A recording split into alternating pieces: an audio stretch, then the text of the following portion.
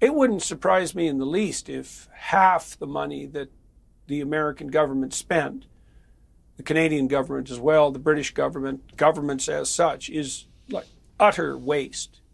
And worse than that, like positively counterproductive.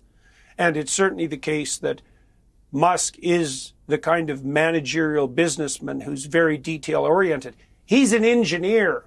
Engineers know how things work from the atoms upward. I have many engineers as friends, and I've watched them run companies. And the good ones know everything about how their enterprises operate, and they pay attention to every detail. And Musk is definitely one of those people. And we know that because he's done 5 impossible things at least. And then he bought Twitter and he cut its staff by 75% and made it work better, despite the fact that his advertising base collapsed. And he did that despite the fact as well that everyone thought it was a mad move, economically and practically.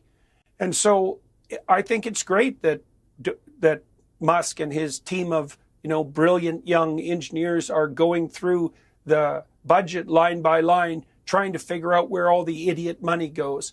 And I think the left is appalled by that because they've set up an entire network of so-called non-governmental agencies, organizations, NGOs, that are essentially funded by taxpayer money that run their, quasi-criminal radical enterprises all around the world. And now the gravy train has ceased to operate. And so it's not surprising they're unhappy about that.